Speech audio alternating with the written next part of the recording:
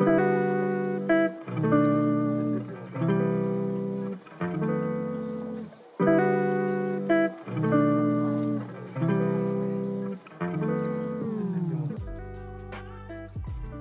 to the Floyd Memorial Library podcast, a window into the soul of the North Fork of Long Island.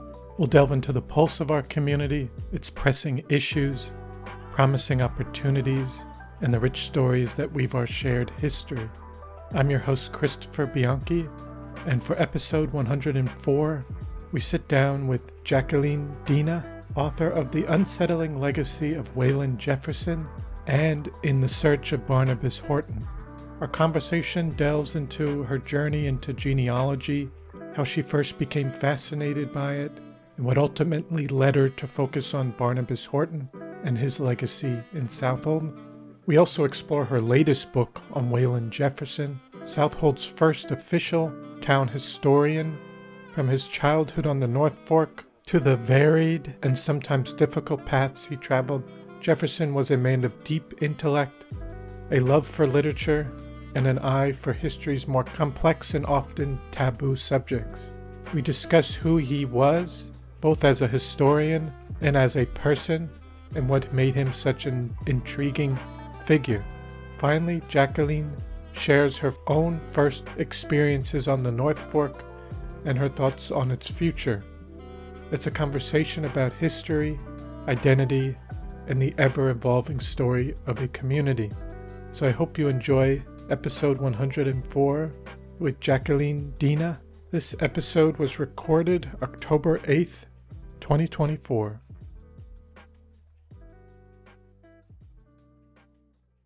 Thank you so much for coming on to the Floyd Memorial Library podcast today.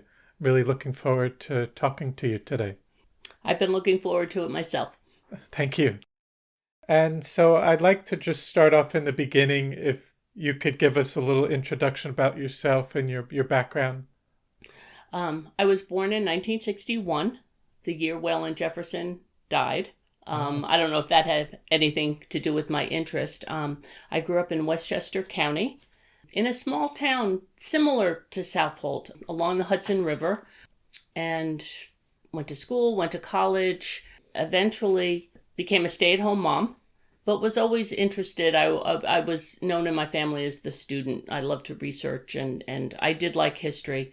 And as my children got older and I had more time on my hands, I decided I needed to do something to keep my brain active, and got into genealogy, family genealogy, and did that for a number of years. And at some point decided, rather than just compiling information and filling file cabinets, that I wanted to try to do something to tell my family these stories about these people that I had been researching. And I remember trying, I'm going to write a little fiction about one person in the family. And I remember it was 3 pages. It wasn't very good, but I felt like, wow, this to me, it brought that ancestor to life. So I really enjoyed it, and I kept going with things like that. And I had slowly started to focus on Barnabas Horton, who at the time my husband believed he was a direct descendant of, and Barnabas was, in terms of family genealogy, it had loomed very large because he was so well known. And I said, well, all right, let me, as my research started to move towards him, I thought, well, let me see what I can find out about him. And I read everything I could, and I didn't like anything that I found, or I found that nothing really had been written since the early 20th century. And I thought, well, I can, there's so much information out there now. And I decided to go ahead and research Barnabas, and decided to write that book, and decided to self-publish it, and enjoyed it. Yes. And in terms of even just your beginning with writing, when did you start even writing? Were you interested in that in college or even before? I think I was a French literature major, so that you kind of almost have to you have to write and write a lot and read a lot. And then at one point I went to business school, and I brought over my writing skills from French literature into the business world, and that did not go over. I had to learn how to write differently. I had to summarize and use bullet points and be more concise. So I never set out to be an author. I was more of a reader. I love to read, and I'm not a natural writer, and maybe other writers will say that, but it's true. You really need to write and rewrite and edit and draft and get comfortable with that, and not take comments or criticisms. I don't take them personally, and just say, and so no, I learned to become a writer because I wanted to share the research that I had done in genealogy, in our family genealogy. Yes. And then in terms of Barnabas Horton, you decided on that person. How did you go about starting your research into that?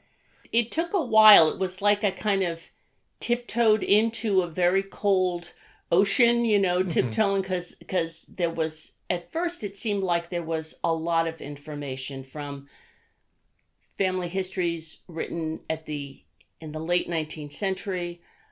The more I read, the more I started to realize things were familiar, and I was reading the same thing over and over again. So it was as if somebody had read a section here and they decided to copy it into something new that they were doing.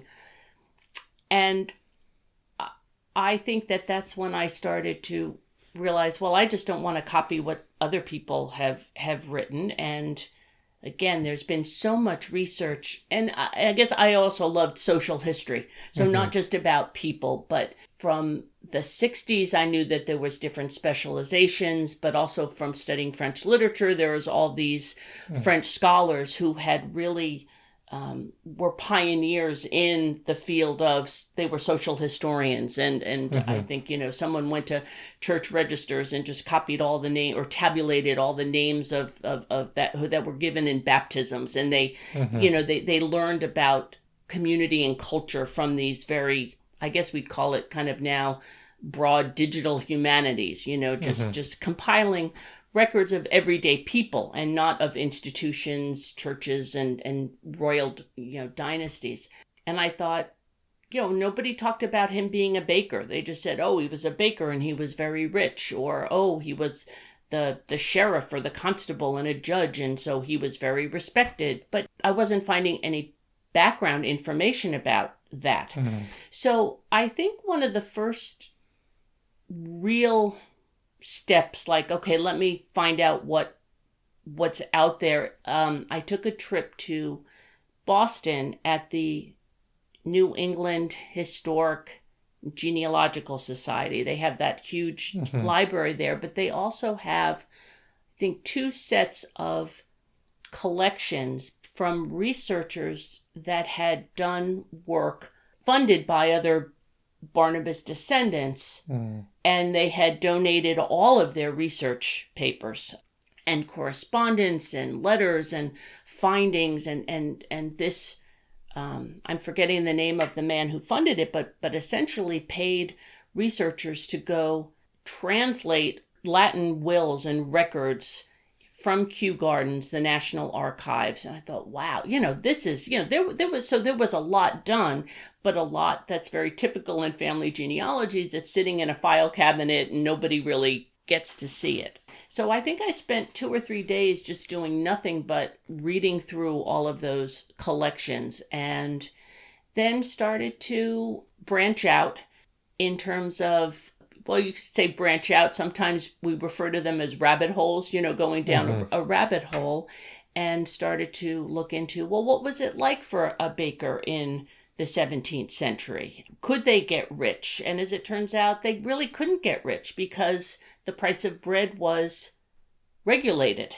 But the milling and the process of turning the grain into flour was not regulated. So, and then there was the the apprenticeship and what someone went through as an apprentice baker, and just the physical requirements of being a baker. I mean, you had to lift 100-pound sacks of flour and, probably mix all of this in a barrel the size of the desk that you're sitting in front of. And it was I think I even came across a YouTube video of some, reenactors, in England. So that fascinated me. And so learning that bakers spent much of their time in these dark, cramped quarters, breathing in flour dust. It was dark, it was hot because of the constant fire in the ovens. And they also worked at night, so the bread would be fresh the next day. So yeah, that was just, and nobody had read about it. I thought, well, this was a huge part of this man's life. He was apprenticed to become a baker. He spent his life, all of his adult life in England, selling bread. And I think the other curious thing, in the records of the New England Historical Society, there's evidence of him in the baking industry. I mean, whether I think he was fined for selling bread at a fair when he shouldn't have. And I think then he wanted to get out of an apprentice contract. So there was some evidence that, of his being a baker, and that just got my curiosity going. So that was kind of one rabbit hole going down about a big part of his life. And he would eventually make his way to Southold. I paused a bit because one of your questions, you said, well, what was something you found out about him? Yes. And that was related to the baking part and the milling part, which I thought was really fascinating. So his second wife was a woman by the name of Mary Langford. Langton. Sorry, not Langton. And nobody had done they knew her name, but nobody had done any research on her. Again, I thought, this is the 21st century, and people knew, let's find, there's more information about women and women in society now than there was, way back when. Well, as it turns out, his second wife was part of a very large, well-established milling family. So, and as I said, so the millers were allowed to charge anything they wanted to grind the grain into flour. But bakers were regulated. The price they could charge for their bread was regulated. So it made perfect sense for a baker to marry into a milling family where he could receive discounts on the flour that he needed to, earn his livelihood.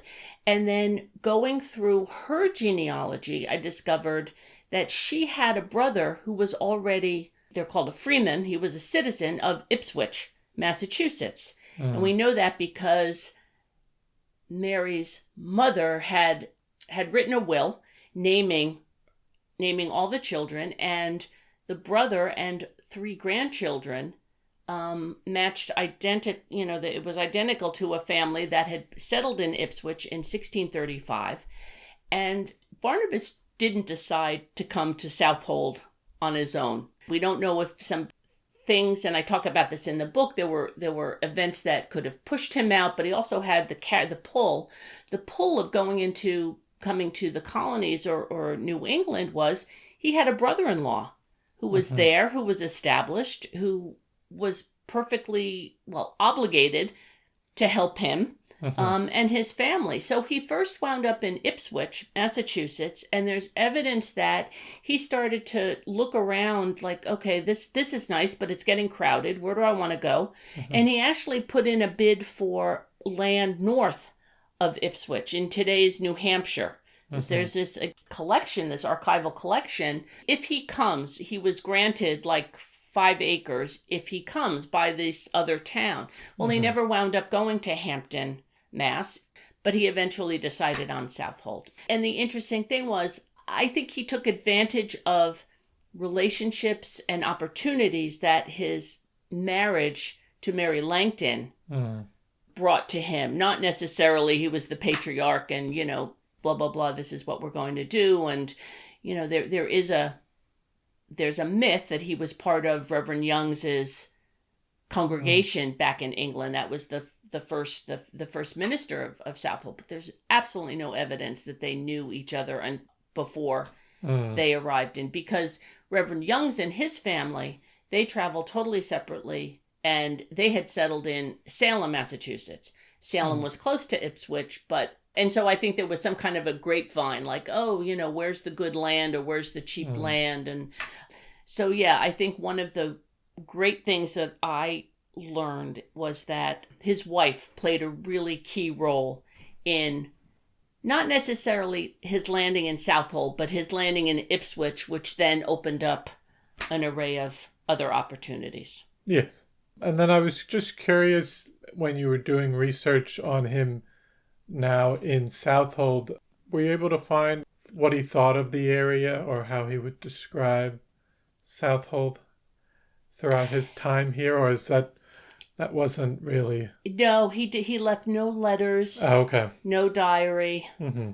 In fact, one thing that I learned after the book was published, for some reason I wanted to know, everybody thought, well, he had to be educated because he was the constable and he wrote down affidavits, and so that led me down another rabbit hole about the whole, when people learned to read, did they learn to read and write? There was something called, it wasn't the 3 R's, they learned to read, write, and cipher.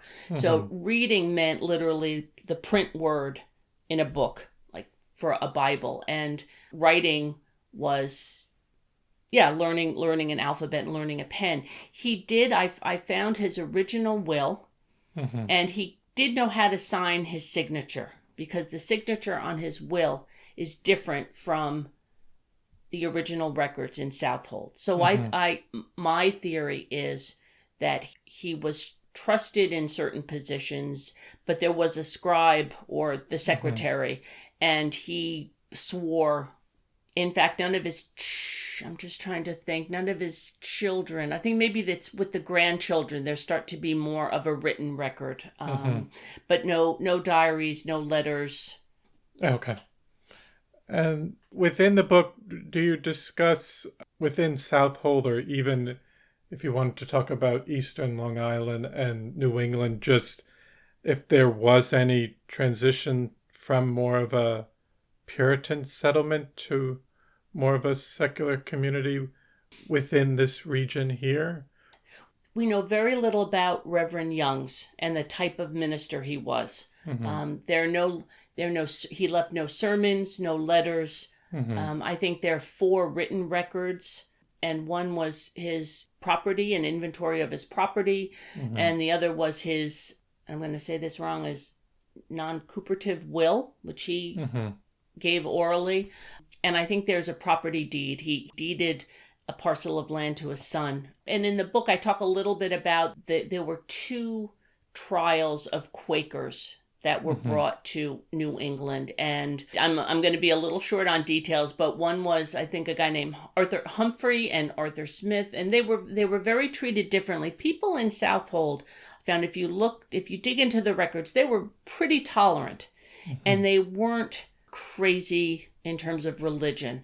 And it makes sense when you think of, if you were really wanted to follow orthodoxy, probably one of the last places you would want to go to is this frontier wilderness where there was no established church, or very loose. You would want to stay for a number of reasons closer to the larger churches and the stronger dominant ministers. And so that wasn't the case. And then around, I think as Dutch were kicked out, the English kicked out the Dutch, and people were clamoring for more land and property, there were clusters that had an opportunity to locate and settle in New Jersey. And there were, at the time, the 2 settlements were Newark and Elizabethtown. And Newark was definitely more of a theocracy. Elizabethtown they didn't have all these requirements that residents had to be church members, and the bulk of residents from Southold that decided on decided to settle in Elizabethtown and not Newark. So they were opting for the not the theocracy, but the more the secular community. And there's also something called the halfway covenant, which was not just a phenomenon in Southold, but all around New England. You had the first generation settlers were church members, and they had their children baptized. The second generation, the children, they didn't become church members, and they didn't become church members in droves, but as they got older and they wanted their children baptized. And this posed a huge quandary, because the rules up to that point were you had to be a church member to be baptized. So these were families in good standing. They were pious. They weren't causing any trouble, but it just so happened that the children weren't church members. They themselves. So the hierarchy fashioned this thing. It's called the halfway, which was basically a compromise that people who were deemed in good standing by the church, they had been baptized in the church, but they weren't necessarily church members, could indeed have their children baptized in the church. So yeah, that went around. I think the literature and the archival material and the letters are dominated by ministers, because they were the ones who could write. They wrote sermons, but the people themselves, they weren't quite as religious minded as you would, as we've been taught, I think. Okay. And then now to get to your new book that came out in September, a biography of Wayland Jefferson. I'm curious how this book came out and what attracted you to this figure. Yeah, well, you could call him a character too. So I met, and I'm quoting, air quotes, I met Wayland Jefferson while I was researching Barnabas in Southold. I had, Wayland never wrote a lot about specifically the Horton family, but he did, and because of his background, and we're going to get to that, his heritage was part of that Barnabas lineage, heritage, because he grew up in a family where the patriarch was a direct descendant of Barnabas Horton, and not in Southold, but out in what's called today Bayview. It was called Hogneck. So he, as he was growing up, had heard all of this stuff, but it's not like he wrote a bit, but not at length. But as I was coming in, but I would come across his name, and I met with Tony Booth once, and we started talking, and she had vertical files in her office, and I was flipping through, and there were a lot of references to Barnabas Horton and the Horton family in these files that were part of the Wayland Jefferson folder. So I started to ask, well, what's his connection to Barnabas Horton in this? And she started to tell me a little bit about his background. And the two things that she said that kind of my ears perked up, she said, well, he was illegitimate. So he was the son of a servant. And I thought, okay, that seemed a little odd, I think, because I always thought, especially at the time, Southold was very conservative. And that she goes, also, there's kind of a rumor that he embezzled mail. I thought, okay, well, that's, even so, he's a convicted felon, and, yet he was the official historian. And then I don't remember precisely if it was my talking with Tony, but I think it might have been, but also when I came across his name, there are really no pictures of him. The first time I saw a picture, it was more of an illustration in a book that was put out in 1976 for our centennial year. And there was a sketch of him, of Wayland Jefferson, but he looked like Caucasian. He looked like a white man. So I didn't think anything of that. And then there was a book put out, and I think the name, it was African Americans of Eastern Long Island, part of that America series. And they have a picture of Wayland Jefferson. And I had never seen that before. And I thought, well, wait a minute. So he was illegitimate. he presented as Black, and he embezzled mail. And then how on earth did he get to be their historian? So I just thought there's something there. There's something really interesting there. So that kind of, I stuck that in the back of my mind, and every once in a while, if I had a free afternoon, or I live in Brooklyn, if I had time to go to the New York Public Library or the Brooklyn Historical Society, I would do a little bit more. And I did actually, that was when, Ancestry was, so I started maybe close to 10 years ago, 2014, 2015, really starting to create a folder of all my Wayland Jefferson stuff. And I went to Ancestry, and sure enough, you type in his name, and he's listed as an inmate at the federal penitentiary in Atlanta. So, of course I had to got the information. I sent my check to NARA, and I got his prison file and started to read through that. And so that's kind of how it started, slowly. I wasn't sure what I was going to do with any of it, but there were just elements of this man that caught me by surprise, and I wanted to know more. Yes. No, and I think it's interesting. There wasn't an official, he would be considered the first official Southold historian at the time. Before that, were there people maybe writing about history in Southold, but he was considered the first historian? I think the first kind of generally accepted historian was this Effer Whitaker. He was a very beloved pastor for decades.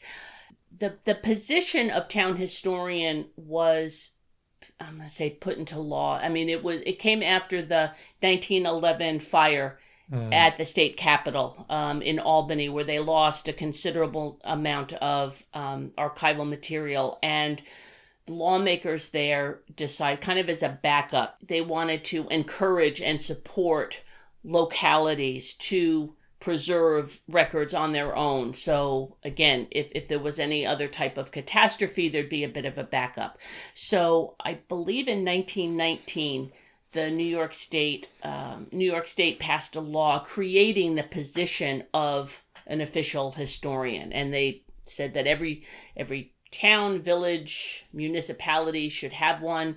It wasn't required that it would be a paid position, and localities were given a lot of freedom as to what the qualifications.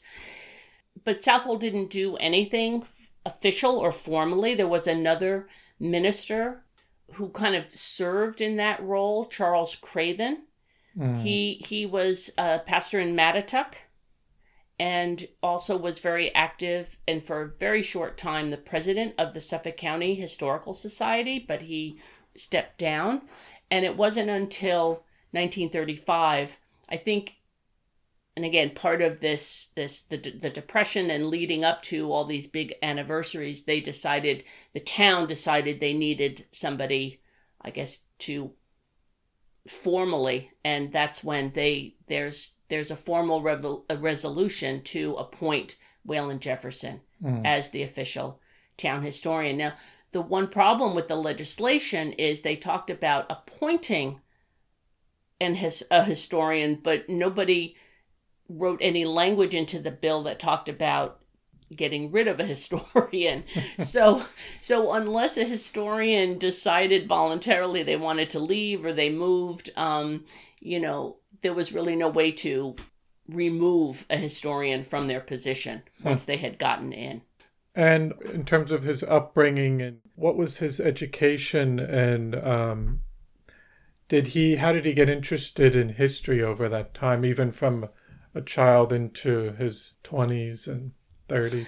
So this starts off, and in the book I go way back. I go back to the owners of Robin and the builders of Robin's Hollow, where he grew up, which Robin's Hollow was built in 1827 by a couple, Silas Horton and his wife, Mary Landon. So we'll fast forward from 1827 all the way up. He was born in 1884.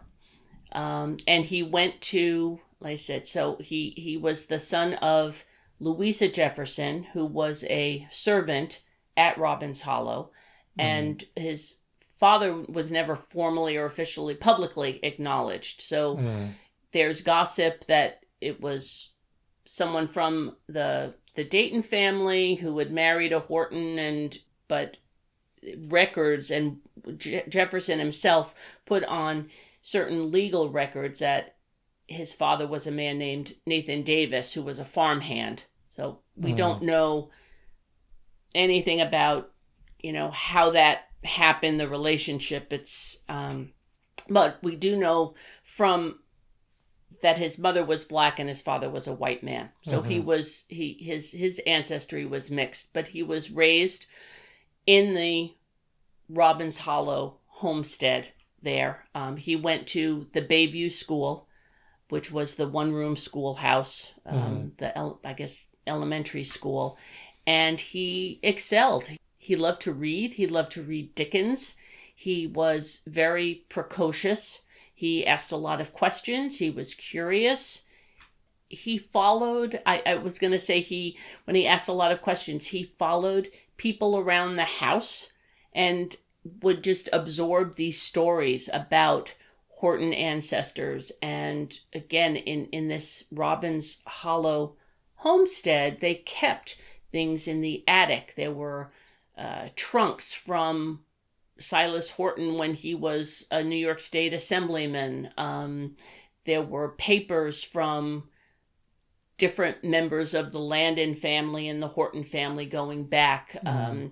He was given permission to go up into the attic to read magazines during, that were printed in the Civil War. I mean, he was just a voracious reader, and absorbed it. And he asked a lot of questions.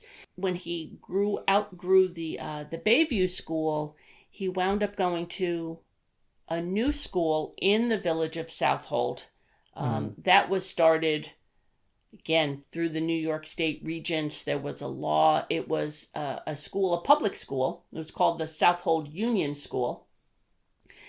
That was essentially a direct competitor of the Southold Academy, which was a private school run by the Presbyterian Church. And this was a free public school that charged, I think, nothing for students living in the district. But for students like Wayland who lived out of the district, they charged $12 a year as opposed to $25. So at some point, somebody made a decision to pay for his schooling at the Southold Union School. And he spent, I don't know exactly how long he spent, 2 or 3 years. And I know that he never earned a high school degree because they kept changing the accreditation requirement. So it's like as he got closer, the New York State Regents Board said, you've got to add more courses or you have to do more of this. But he took Regents exams. He took, I think, more than 10 Regents exams over the course of 2 years, mostly in history, English.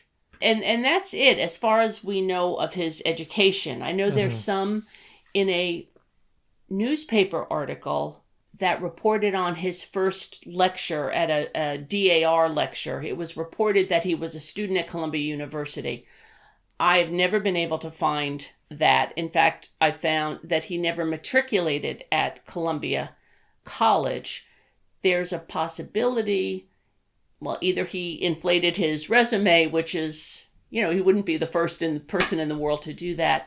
Yes. Or perhaps at the time at the Columbia campus, they had these different professional schools, Teachers College, the law school, the business school. And one of them was today's the School of General Studies that offered a variety of part-time classes or that classes you could take a la carte. So it's possible that he attended one of these, and it could have been in writing, it could have been in history, but Columbia didn't keep records of people who enrolled or registered. So there's no way to confirm that other than he did not matriculate at the college and he never received a BA.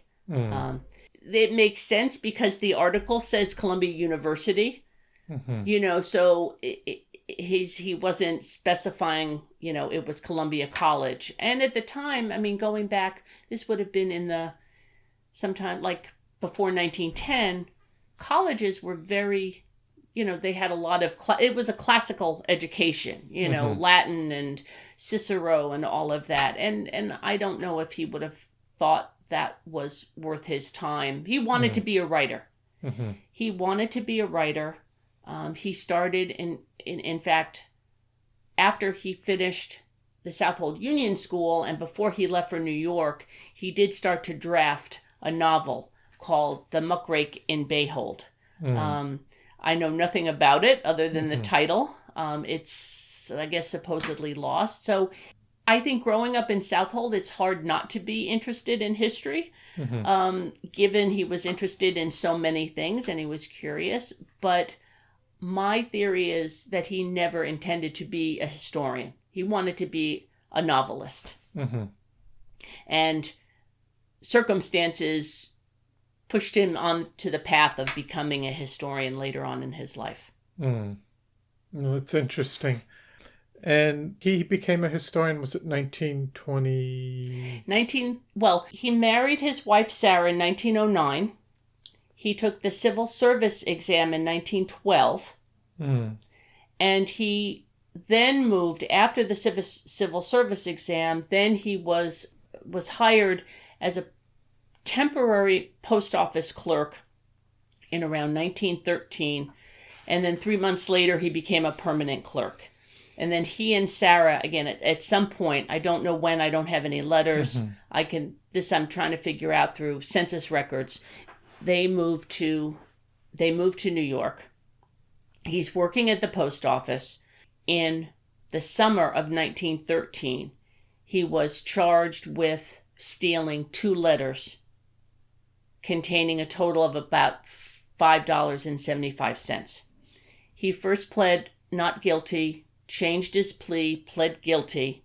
I don't know why. I don't know if, somebody told him, you plead guilty and you'll just get off with a fine, so I don't know if he really did it or not. But he wasn't just fined. He was sentenced to a year at the Atlanta penitentiary. And so they put him on a bus and sent him down to Atlanta at the end of August in 1913. And he was paroled in about early March 1914 when he then took the bus back. And that I go into some detail in the book about what his daily routine might have been, and that's interesting because when he moved down, Sarah had given up her job. She was a maid with a family in Brooklyn. She had no way to support herself, or she had given up her job, and so she was moving around. She was bouncing around, and letters that Wayland had written to her were returned because she had moved out of that. So the only personal letters that I've been able to find from Wayland were letters he had written to his wife while he was in prison, but then had been sent back to him, and they wound up in his prison file. They weren't returned to him. They wound up in the file. So yeah, I just thought that was fascinating. Yes. It's getting that's really the only real window into a personal relationship or close to it. So then he was paroled in 1914, moved back to New York, and started working as a chauffeur. I'm assuming that he had help from the Dayton family because Silas Dayton, who was a lawyer, agreed to serve as they called it a voucher, kind of like not a mentor, but somebody who kind of watched out for him. And so I think that Silas helped push him in that direction or made contacts. Silas was, again, a lawyer, a businessman. He would have known people who needed a driver. And there's also his World War I draft registration card, which lists him as a chauffeur to a Broadway performer named Jack Wilson. So Jack Wilson was performed on Broadway, and again, that was kind of another rabbit hole going down. Yes. What kind of shows was Jack Wilson in? And so there was a connection there. So he's worked as a chauffeur, I believe, the late 1910s through World War I, and all throughout the 20s until the Depression started, and jobs dried up. In the 1925 census, his occupation was a chauffeur. In the 1930 census, it listed as a clerk. So wasn't finding any chauffeuring jobs. And then at some point, again, I think he was close to financial ruin. He had no choice. He went back and asked the Dayton family for help. And that's when he went back to Southold at or around late 1930, 1931, something like that. And would eventually get the job as historian. See, I think this was all kind of serendipitous. He went back just with the idea, again, my theory is he went back to work for Miss Mary Dayton, her brother Silas, who had helped the lawyer who had helped Wayland, died prematurely. So Mary Dayton was the sole owner of Robbins Hollow. She was very rich, no children, no husband. And I think, Wayland had a relationship with her. Wayland's brother, Cephas, was also working at Robbins Hollow. I think my guess is that they negotiated an arrangement like Wayland could stay and help around whatever needed doing for room and board. And while he was there, in his downtime, he went back to his old habits of reading stuff in the attic and trying to keep his intellect engaged. And Miss Mary Dayton was a very strong member, or she was a very active member in the Presbyterian Church. And so I think she helped him gain access to their church records, which he started to transcribe. And subsequently, those transcriptions were published by the New York Genealogical and Biographical Society in their journal. So when he returned to Southold, and again, I think to stay active, he turned his attention to these records, archival records, and history. And he kind of fell into stories and people and an activity that he enjoyed. It's interesting because you said that there wasn't like someone that was really interested in that position, maybe at the time of becoming historian, or wasn't a position that someone was really looking for. But for someone like him to come into that position seemed pretty amazing that he would get the opportunity to get into that role. I mean, especially while in the 1920s, while he was in New York City, living in New York City, there was to a certain extent, a resurgence of the Ku Klux Klan on Long Island, and, events in Greenport. And there were newspaper reports of burning crosses. And so I think that was the other thing. That was the whole time period of, again, the Ku Klux Klan, eugenics, all of this talk about bloodlines, people being very caught up in the DAR and lineage. And looking back, he published a pamphlet on Southold. It's called Southold and Its People in the Revolutionary Days. Yes. In 1932. It's a very, I think he obviously self-published it. And I think he started writing and he caught a wave right at the right time of this interest. Well, there was always an interest, but I think especially during the Depression, I think heritage tourism became kind of a solid path towards economic development. And you had, at about the same time, Morton Pennypacker had discovered, the two spies. So he had stumbled on the identity of this George Washington spy ring on Long Island. And that also was like, wow, for a long time, Long Island never was recognized. Well, they were recognized as collaborators in the Revolutionary War because the British had occupied, the Suffolk County, and I think, probably all of what's now Nassau County. And so, and a lot of Long Islanders, they couldn't open DAR chapters. I don't know about the SAR, the Sons of the American Revolution, but they were denied recognition as being patriots or their ancestors were denied recognition as patriots during the Revolutionary War because of the military occupation.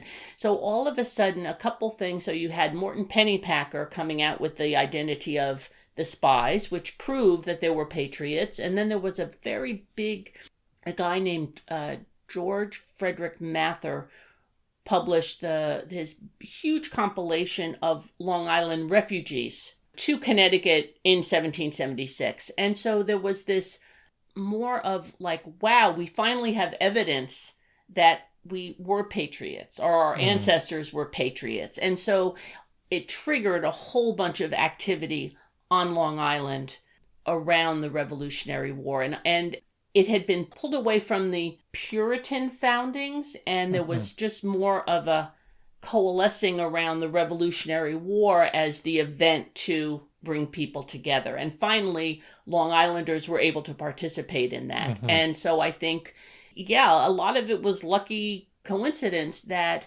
he came back on the scene at a time that this was happening.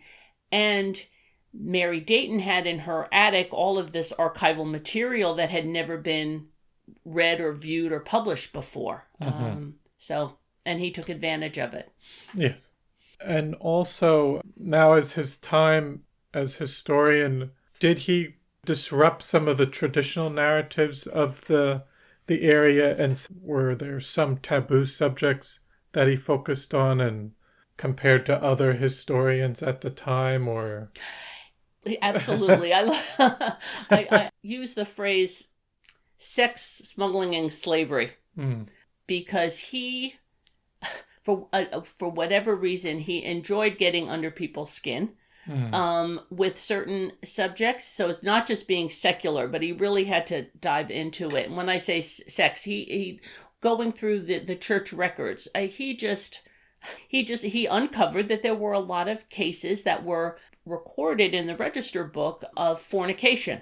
And nobody talked about that. And those were never included in the formal records. It was always baptisms or marriages, but never confessions of fornication. So that was one thing that he enjoyed. And he also, from the very beginning, and this is, I think, his heritage and his experience in New York, he was not shy about naming families who had enslaved people. And, I think maybe at the end of the 19th century, everybody knew, well, they had a grandfather who had enslaved somebody, or in, I think it was 1872, Joseph Wickham Case wrote a very lovely article about a large family fathered by a man named Kedder Albertson. He was originally enslaved by William Albertson, who fathered 17 children, all of whom, most of whom, depending on their birth dates, were born enslaved and had eventually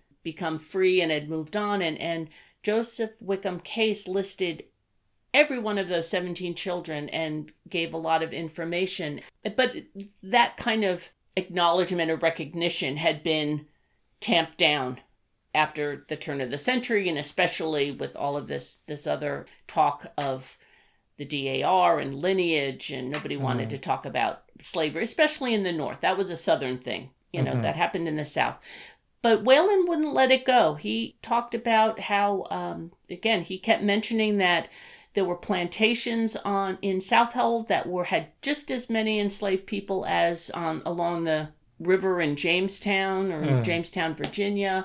And the fun thing, he just didn't talk about the enslaved people, or the families who enslaved them, but he knew their stories because of his mother and because of the stories he had heard at Robbins Hollow.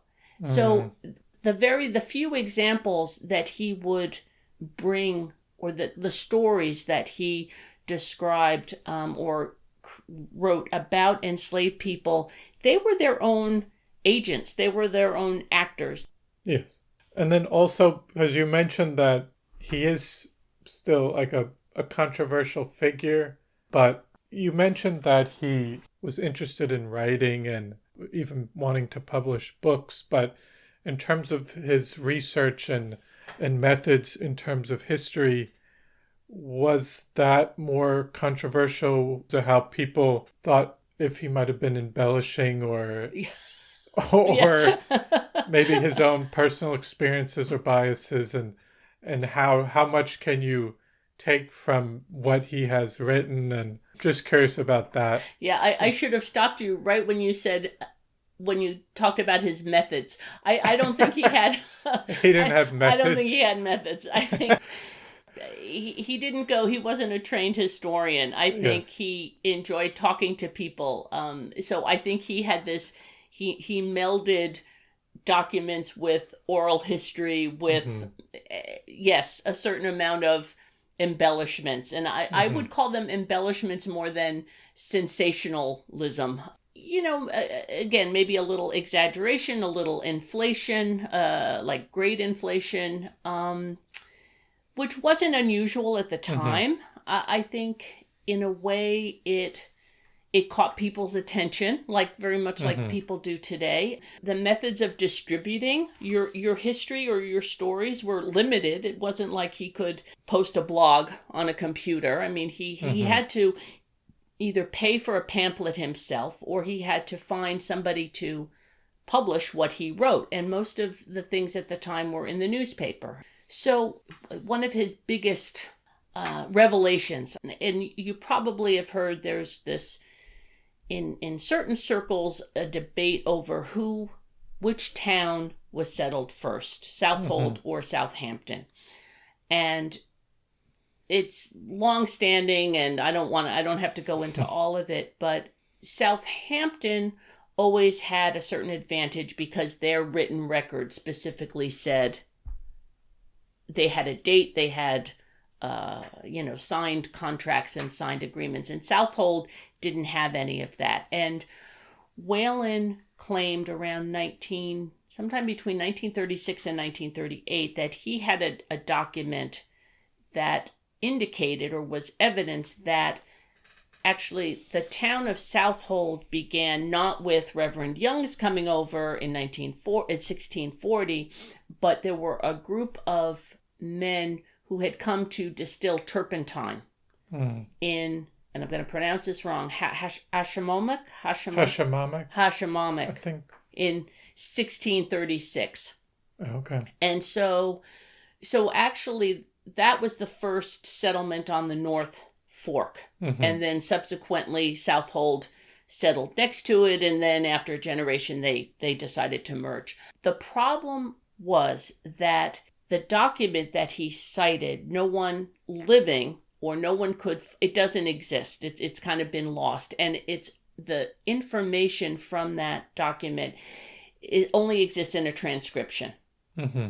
And because people can't find it, they say, well, he must have made it up to advance what? To put himself in the spotlight, or for reasons that I never quite really understood, because when you do research or genealogy, there are lots of records that go missing. I mean, sometimes things only exist in transcription form, or you go to the library. I've lost count of how many times I've gone to a library and I've requested something and they say, oh, well, we don't have it, or, it's moved, or it's this and that. So I never quite understood that. And I have a theory that's part of his uncomfortable message. That's moving away from a religious narrative of the origins of Southold, and it's pushing it into a commercial origin story, and that makes people uncomfortable. They like the Puritan religious, we were here, our ancestors came for religious freedom. They're uncomfortable with the idea that they came over to make a buck. So that, again, that's a taboo that maybe that's more uncomfortable than taboo than, say, sex. But it makes people uncomfortable, and I think they look for reasons not to discuss it and not to explore it. And I have no explanation. I couldn't find it. I have an appendix in the book that I've put together a timeline that talks about why this fits in the chronology of other records, but I don't have an explanation. I have no idea where it went to. I would only say that at the time in the 1960s, and this happened, people started looking for this document after his death. The people who knew him in the 60s, all of them believed that he did not make it up. It's only people later who didn't know him, 1980s, or who say, well, I don't believe that it existed. So. Yeah. I think like with any historian, you have to take it as from that time period and still look at all the positive things that were done through this person. And if we wanted to look at other people, some people might think people might call him a complex person because of how he might have handled some of the writing through history, or whether he touched on certain things that people didn't talk about, but might have gotten some things wrong within his history. But people might talk about people from the past as, oh, it's a complex person, or because obviously you could analyze any person from the past and you might end up finding something that's controversial or you dislike about that person. So I think when we look back at people in history, it's important to look at it from that lens too. But do you see that with Wayland Jefferson and getting even readers today and people today to, depending on how you would look at him in a certain lens and understanding that?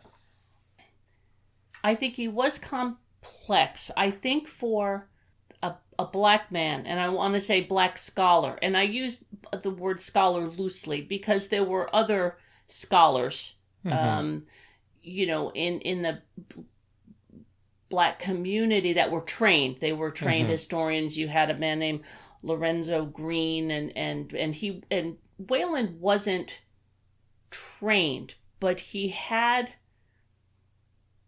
a confidence in what he wanted to say. And I think a lot of that confidence, again, my theory is a lot of that confidence came from his experiences outside of Southold. When he was in New York, he was exposed to the Harlem Renaissance. He was exposed to black activism. There were parades marching down Fifth Avenue. You had the parade, the welcome of the Harlem Hellfighters that came back after serving in World War I. So at the time, you had the beginnings of the NAACP. He was, and I don't know the extent that he was actively involved because I don't have membership records or anything like that. I know that, but being in Manhattan and being the type of curious, observant guy he was, he certainly absorbed that.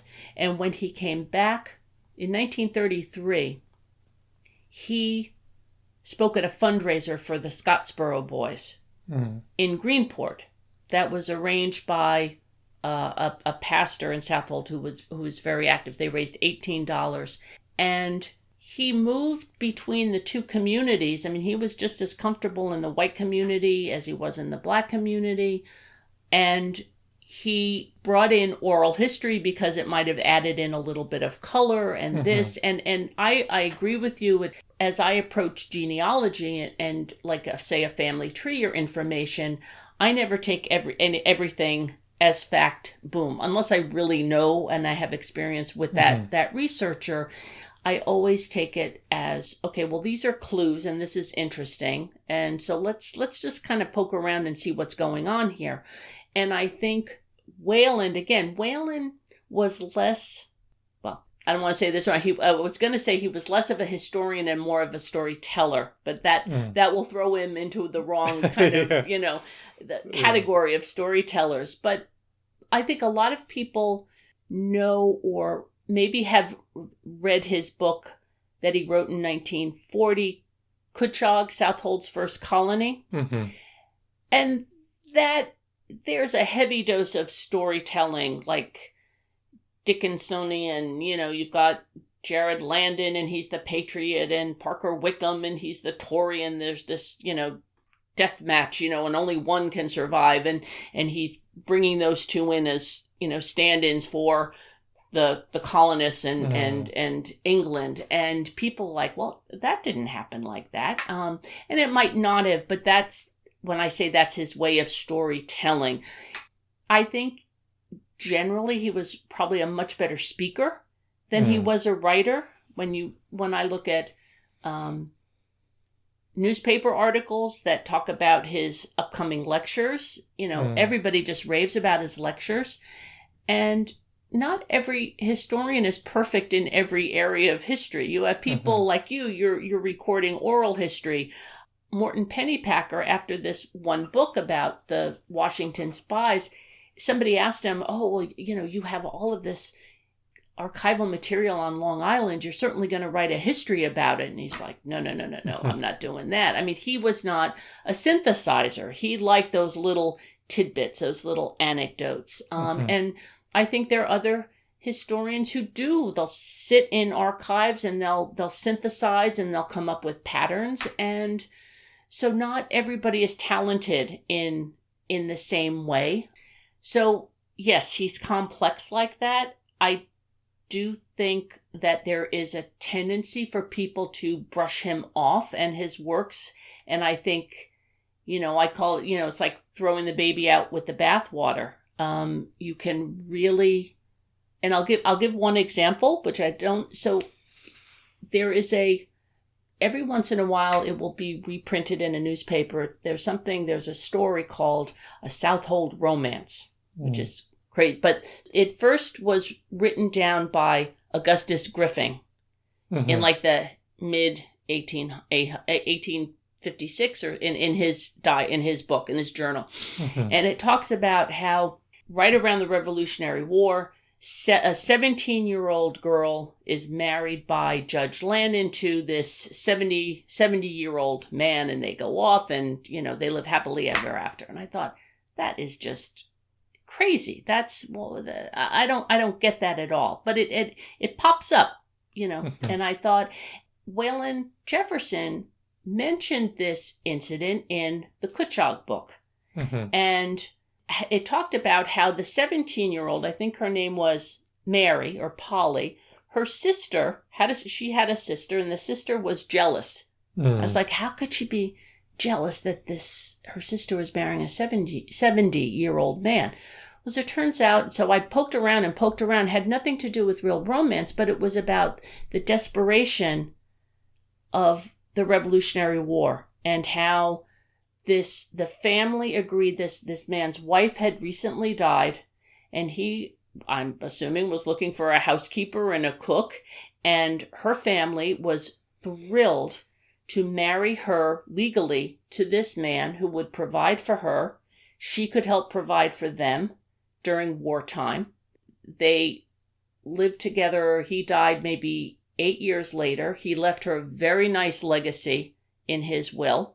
He also, in that same will, he had an enslaved servant, which he freed, and he gave his enslaved servant $300 to post bond so he could start a new life.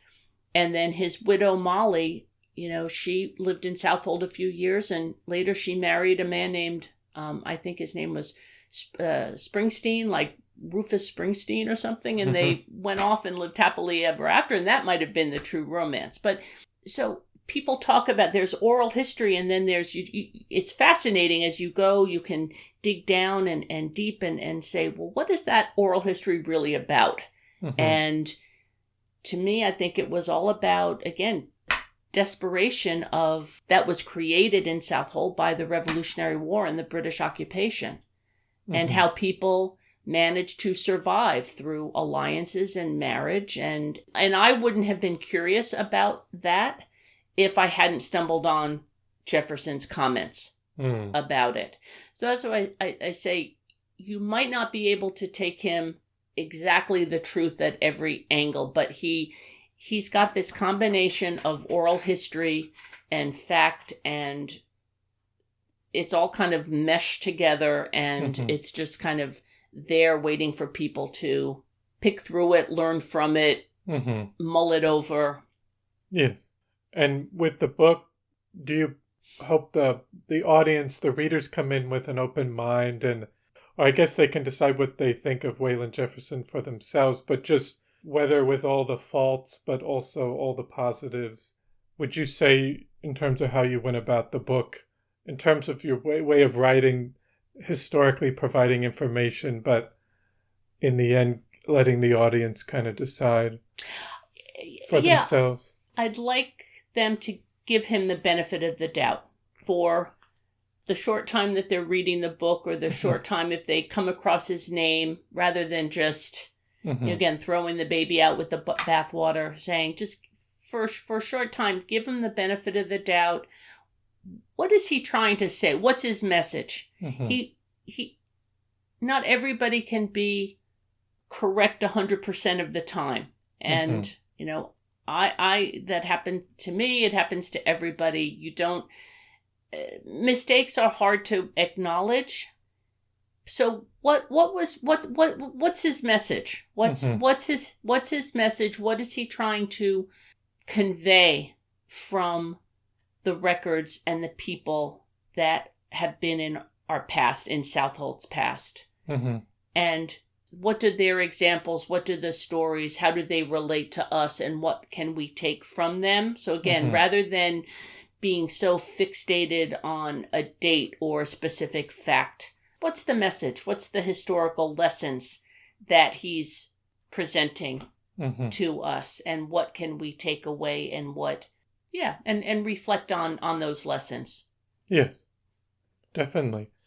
And then I had a question more so just about the North Fork. I usually ask people, saying, when was the first time you came out to the North Fork, and what did you think of it then?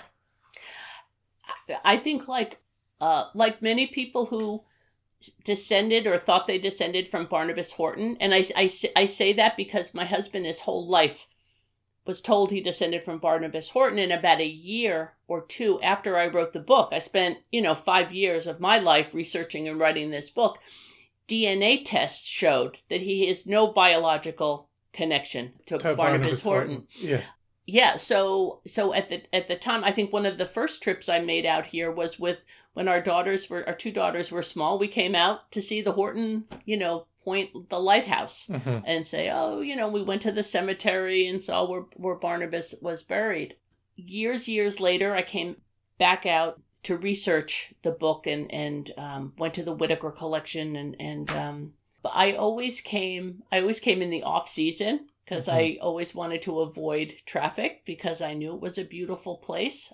I think I was astonished at how close the North Fork is to Connecticut, I could totally understand why people going back and forth, why that would be easy. I think my perspective tends to be less of a modern perspective and more of a historical one. I spend more time in libraries and cemeteries and places like that. But it's a beautiful spot. I can understand why so many people want to come here or have more and more. It's becoming crowded. I've joined a Facebook page, I think, that talks about how places are crowded, and I hope more and more people who come out here want to learn about the history. I think to that extent, like Southampton and East Hampton, people, I know that, people are there just for the beach and partying,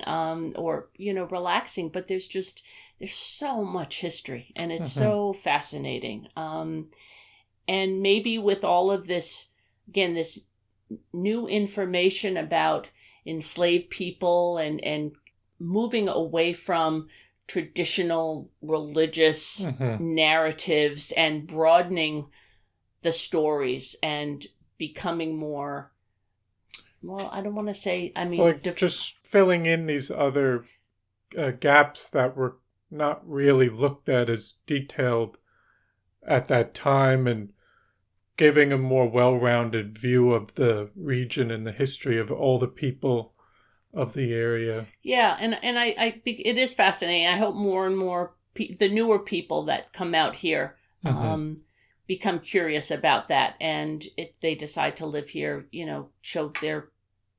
teach their children those stories and more about their environment. Definitely. And then I was just wanted to ask, in terms of the future, obviously you have a love for history and really doing research and writing. Do you hope to continue to, I think you said this book took you, was it 8? I started writing, yeah, no, it takes longer than you think. Yeah. I started to write actually during the pandemic because places closed and I wasn't really finished with the research, but I just didn't want to sit around.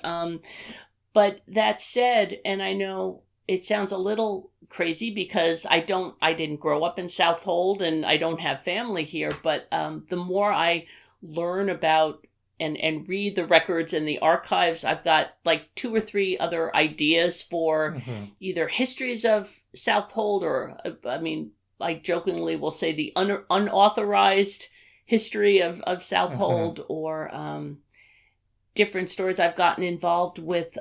Maybe you have heard there's something called the North Fork Project, which talks that we're trying to, I had contributed some research there, and I'm also involved with the Plain Sight Project on the South Fork that is trying to pull together an array of material about people of color and enslaved, and so there are new stories to tell, and but I do have to. I'm getting pressure from my family to focus on our own genealogy and family. I've to have just as interesting stories about my own biological ancestors than my adopted ones. But I consider on a certain level Southold my adopted hometown, and and I have some ideas, but again they're just ideas melting in my mind, and but hopefully.